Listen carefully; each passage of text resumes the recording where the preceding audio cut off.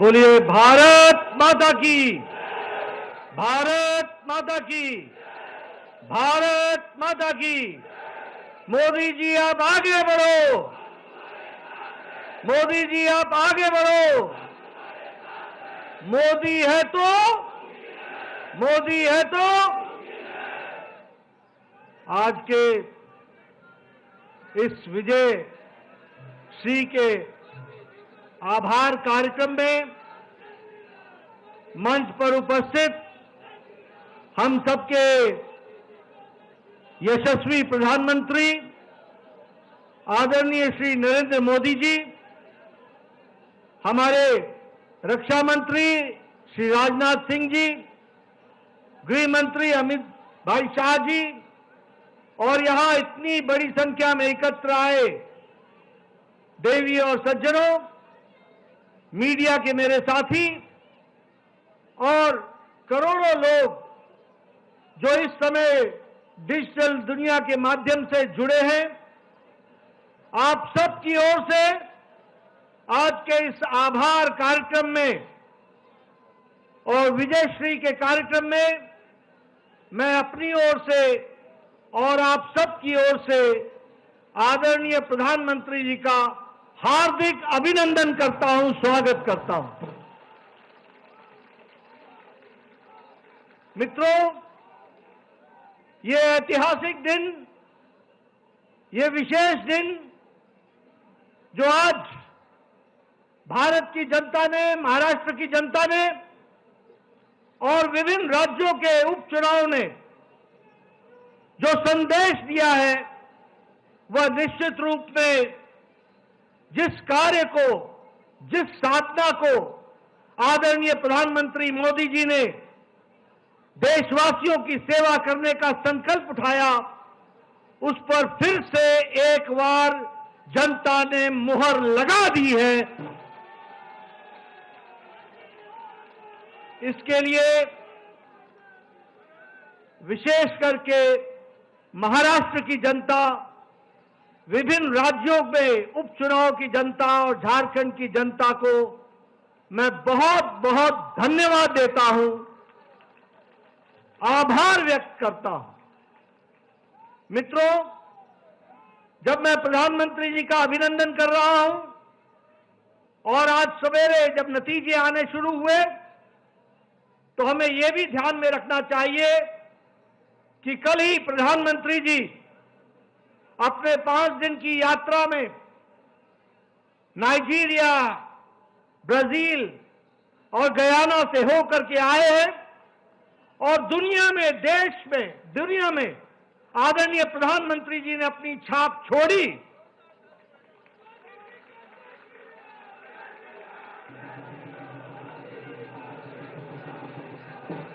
और आप सबको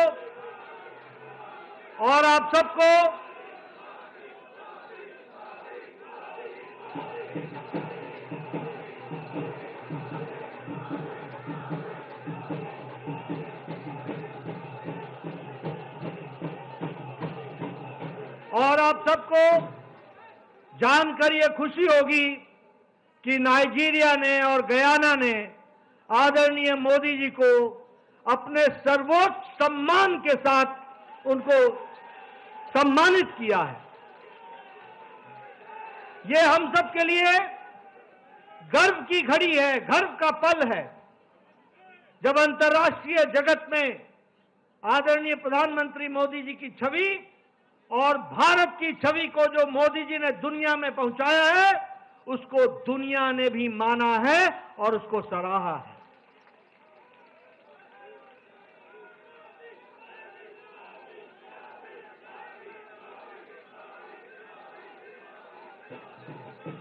मित्रों, ये जो जीत पिछले आज के दिन महाराष्ट्र में मिली, उपचुनाव में मिली और पिछले दिनों जो हरियाणा में मिली, उसने ये तय कर दिया कि जिस बात को प्रधानमंत्री जी ने रखा, विकासवाद, गांव, गरीब, वंचित, पीड़ित, शोषित, दलित, महिला, युवा, किसान, इनको मुख्य धारा में शामिल करके आगे देश को ले जाना है, इस पर फिर से जनता ने मुहर लगा दी है। ये भी हमको ध्यान में रखना है। मित्रों, यह चुनाव इस बात का भी संदेश देता है कि जो लोग समाज को बांटने में लगे थे, बंटने और बटाने में लगे हुए थे, जो लोग गुमराह करने में लगे हुए थे, उनको मुंह की खानी पड़ी है और प्रधानमंत्री जी का विकासवाद, इसको फिर से देश ने सराहा है। कुछ दिनों से ये इंडी अलायंस को भ्रम पैदा हो गया था कि वह जनता को संविधान के नाम पर, जाति के नाम पर, धर्म के नाम पर, तुष्टीकरण के नाम पर बांट करके वो अपना उल्लू सीधा करेंगे, वो सत्ता पर काबिज होंगे, वो सत्ता के नजदीक पहुंचेंगे। ये भ्रम पैदा हो गया था। इस चुनाव ने और हरियाणा के चुनाव ने उनको जवाब दे दिया है। और फिर से मैं कहूंगा कि प्रधानमंत्री मोदी जी की नीतियों को मुहर लगाई है। यह भी हमको ध्यान रखना है।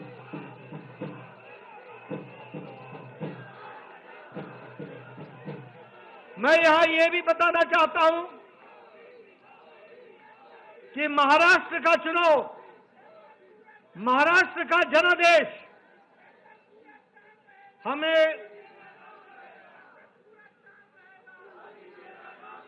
और यह भी हमको स्पष्ट बताता है कि महाराष्ट्र का जनादेश न कि सिर्फ हमको 2024 में मिला, जनादेश हमको 2019 में भी मोदी जी के नेतृत्व में मिला था। लेकिन उस समय उद्धव ठाकरे जी की सत्ता के प्रति लोलुपता, मोह और अवसरवादिता ने उस समय पीछे धोखा देकर उस जनादेश का निरादर किया था।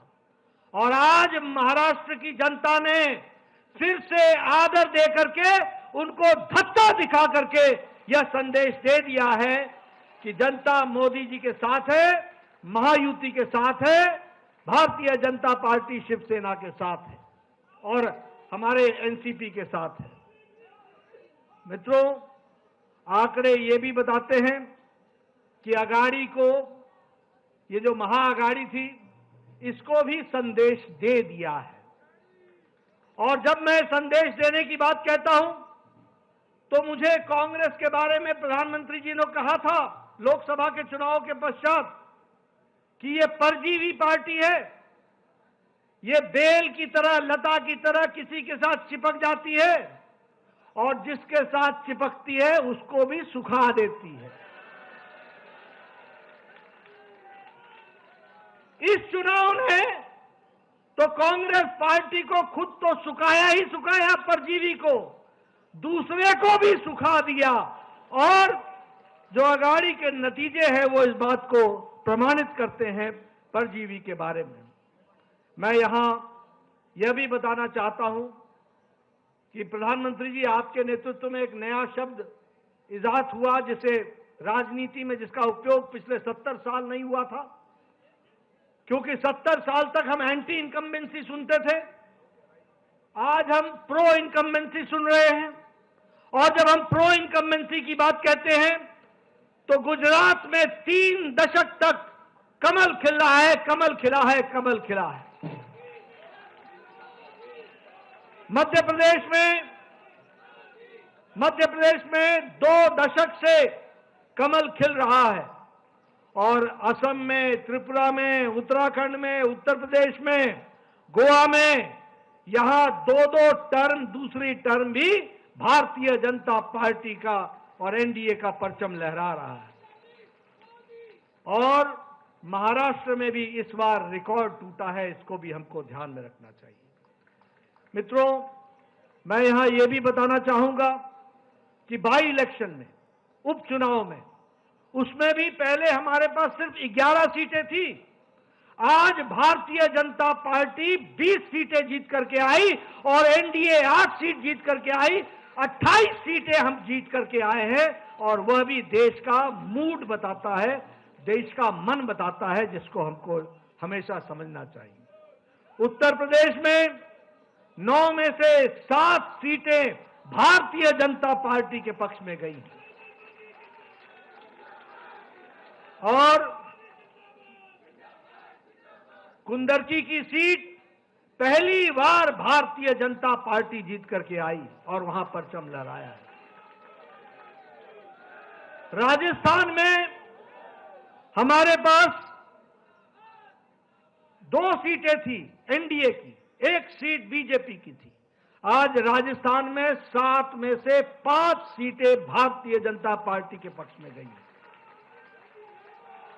बिहार में नीतीश जी के नेतृत्व में वहां सरकार चल रही है, वहां 4 सीटों पर चुनाव हुआ और चारों की चारों सीटें एनडीए ने जीत ली। ये हमको ध्यान में रखना चाहिए, जिसमें से एक सीट हम पार्टी ने रिटेन की। वहीं हमारे जनता दल यूनाइटेड ने आरजेडी से 1 सीट बेलमगंज की, वो 32 साल बाद एनडीए के पक्ष में गई और जेडीयू के पक्ष में गई।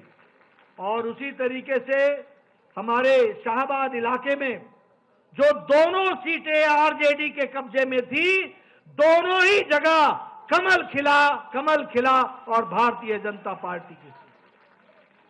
असम में हमने 5 की 5 सीटें उपचुनाव में जीत ली, एनडीए ने पूरी की पूरी सीटें जीत ली। गुजरात में 1 सीट का उपचुनाव था जिसे भारतीय जनता पार्टी ने कभी जीती नहीं थी, उसको भी पहली बार जीत हासिल कर ली और उसको भी जीत लिया।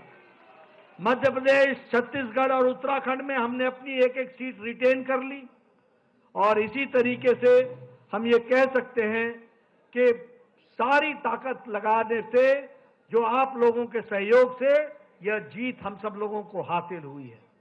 मैं अपनी ओर से और अपनी पार्टी की ओर से, जहां महाराष्ट्र की जनता को, जहां जहां उपचुनाव हुए वहां की जनता को और हमारे झारखंड की जनता को तहे दिल से आभार व्यक्त करता हूं, धन्यवाद देता हूं। वहीं मैं झारखंड में इस बात का विश्वास दिलाता हूं कि वहां का मत हमें विपक्ष में बैठने के लिए कहा है, हम वहां पर रचनात्मक विपक्ष की भूमिका निभाएंगे और देश को मजबूत करते हुए बांग्लादेशियों के खिलाफ जो वहां पर विषय चला है उसको हम अंतिम स्तर तक लड़ेंगे और उस बात को हम उजागर करेंगे। मित्रों, मैं अंत में सभी कार्यकर्ताओं को, जिन्होंने दिन रात एक किया, मेहनत की, अपने घर को छोड़कर महीनों चुनाव में लगे रहे और हर वोटर तक पहुंचने का प्रयास किया। आपकी मेहनत रंग लाई है। आपकी मेहनत के लिए आप सबको मैं अपनी ओर से और पार्टी की ओर से बहुत बहुत धन्यवाद देता हूं। और इसी प्रकार से हम मेहनत करते हुए पार्टी को मोदी जी के नेतृत्व में आगे बढ़ाएंगे, यही मुझे कहना है। आप सब लोग आदरणीय प्रधानमंत्री जी के मार्गदर्शन के लिए, वक्तव्य के लिए आतुर हैं। मैं इन्हीं शब्दों के साथ आप सबका बहुत बहुत धन्यवाद। जय भारत।